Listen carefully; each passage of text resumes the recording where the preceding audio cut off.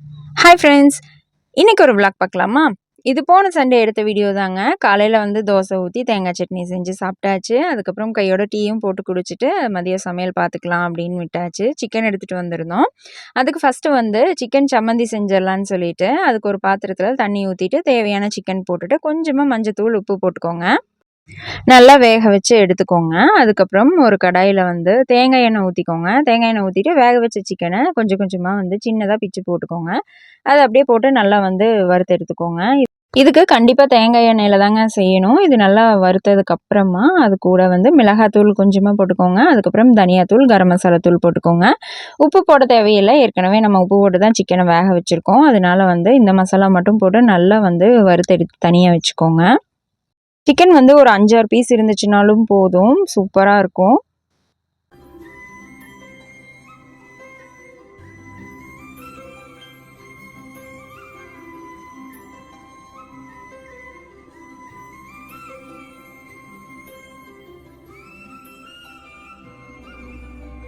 Chicken நல்லா வறுபட்டதுக்கு அப்புறமா அதை எடுத்து வச்சுட்டு, அதே கடாயில வந்து தேங்காய் எண்ணெய் சேர்த்துக்கோங்க. தேங்காய் எண்ணெய் சேர்த்துட்டு, சின்ன வெங்காயம், இஞ்சி, பூண்டு, கருவேப்பிலை, தேங்காய், அதுக்கப்புறம் காரத்துக்கு வேணுங்கிற வரமிளகாய் சேர்த்துட்டு, கொஞ்சமா புளியும் சேர்த்துக்கோங்க. புளியும் சேர்த்து நல்லா வந்து வறுக்கணும் அதுல.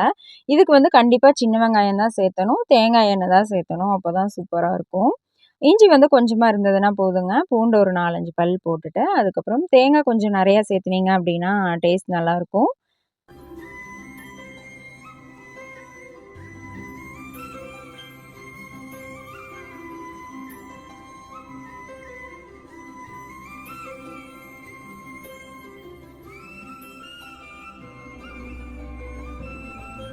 தேங்காய், சின்ன வெங்காயம் எல்லாம் நல்லா வறுபட்டதுக்கு அப்புறமா, கொஞ்சமா மிளகாத்தூள் சேர்த்துக்கோங்க. மிளகாத்தூள் சேர்த்துட்டு, தனியாத்தூள், கரம் மசாலா தூள் சேர்த்துக்கோங்க. உப்பு வந்து இந்த வெங்காயம், தேங்காய்க்கு மட்டும் வந்து தேவையான உப்பு சேர்த்து நல்லா வந்து வதக்கிக்கோங்க.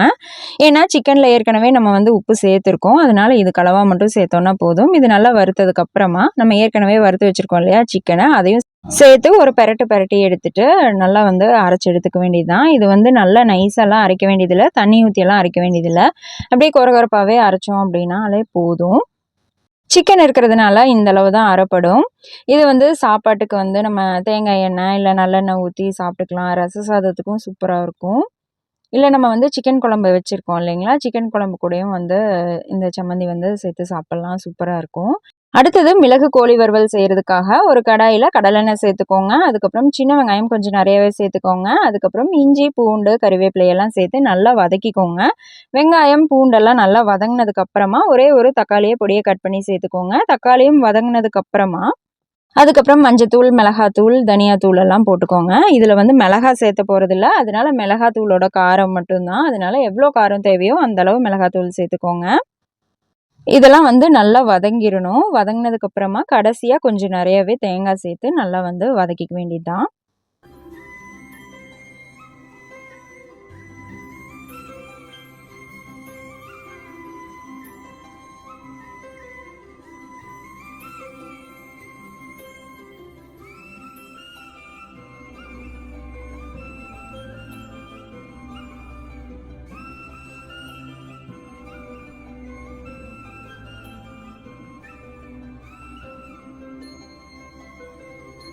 இது நல்லா வதங்கிருச்சு. அதுக்கப்புறம் இத வந்து நல்லா அரைச்சு எடுத்துட்டு வந்துரலாம்.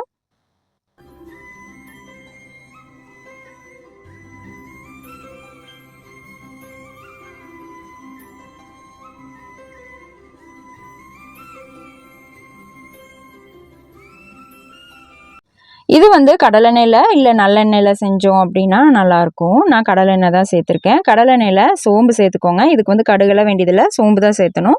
அதுக்கப்புறம் கறிவேப்பிலை போட்டுக்கோங்க. இதுக்கு வெங்காயம் போட்டு தாளிக்க வேண்டியதில்ல. கறிவேப்பிலை போட்டு பொரிஞ்சதுக்கப்புறமா நம்ம சிக்கன சேர்த்துக்கலாம். சிக்கனை போட்டு ஒரு பெரட்டிட்டு நம்ம அரைச்சி வச்சுருக்கோம் இல்லைங்களா, அந்த மசாலாவையும் சேர்த்து வேணுங்கிற அளவு தண்ணி ஊற்றி நல்லா வந்து வேக விட்டுக்கோங்க. இது வந்து ட்ரையாக தான் இருக்கிற மாதிரி இருக்கும். அதனால நம்ம நிறைய தண்ணி ஊற்ற வேண்டியதில்லை. ஏற்கனவே வந்து சிக்கன்லேயே தண்ணி இருக்கும் இல்லையா, அதனால வந்து அளவாக தண்ணி சேர்த்துக்கோங்க. சேர்த்து நல்லா வந்து இது வேகணும். நல்லா சுருண்டு வரணும். அது வரைக்கும் வந்து நல்லா வேகணும். இதுக்கு தேவையான உப்பும் சேர்த்து நல்லா வேக வச்சுக்கோங்க.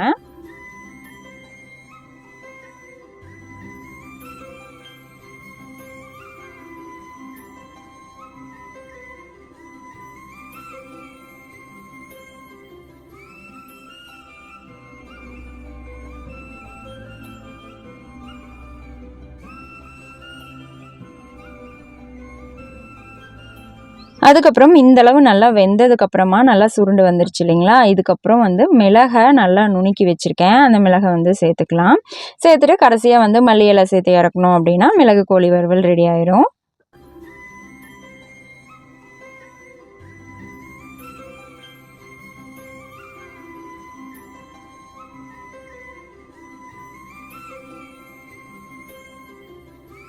அடுத்தது டக்குன்னு செய்கிற ஒரு சிக்கன் குழம்பு பார்த்துடலாமா? அதுக்கு வந்து எதுவுமே வதக்க போகிறது இல்லைங்க. எல்லாமே பச்சையாக தான் போட்டு அரைச்சி குழம்பு வைக்க போகிறேன். அதுக்கு தேவையான சின்ன வெங்காயம் சேர்த்துக்கோங்க. அதுக்கப்புறம் இஞ்சி பூண்டு கறிவேப்பிலை வரமிளகாய் சேர்த்துட்டு தனியா சீரகம் போட்டுட்டு ஒரே ஒரு தக்காளி கொஞ்சமாக தேங்காய் பொட்டுக்கடலை சேர்த்து பட்டை சோம்பு கிராம்பு ஏலக்காய் இது எல்லாமே போட்டு நல்லா வந்து அரைச்சி எடுத்துக்கோங்க.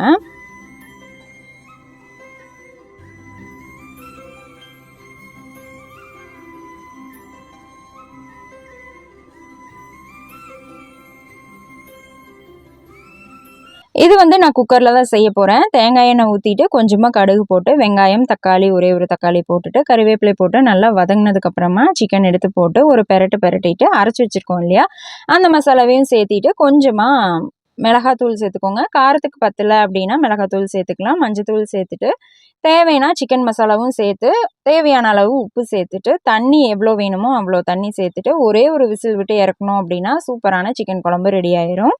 தண்ணி வந்து உங்களுக்கு அதிகமாக வேணும்னா தண்ணி அதிகமாகவே வச்சுக்கலாம்.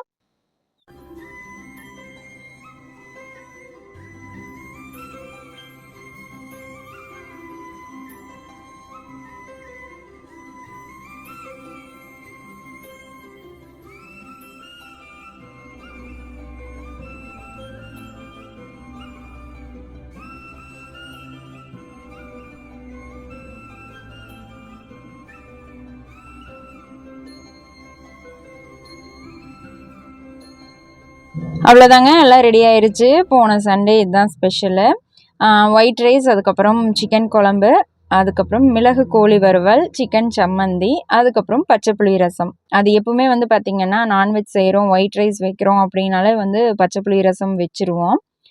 பச்சை புளி ரசம் வந்து அடுப்பே பற்ற வைக்க வேண்டியதில்லை, அப்படியே வந்து டக்குன்னு செஞ்சிடலாம். அதனால் அது எப்போவுமே வந்து பச்சை புளி ரசம் இருக்கும். அவ்வளோதான், இந்த வீடியோ இதோட முடியுது. உங்களுக்கு இந்த வீடியோ பிடிச்சிருந்துச்சு அப்படின்னா ஒரு லைக் பண்ணிடுங்க. இன்னும் நம்ம சேனல் நீங்கள் சப்ஸ்கிரைப் பண்ணாமல் பார்த்துட்ருக்கீங்க அப்படின்னா மறக்காமல் சப்ஸ்கிரைப் பண்ணிக்கோங்க. அடுத்த வீடியோவில் பார்க்கலாம்.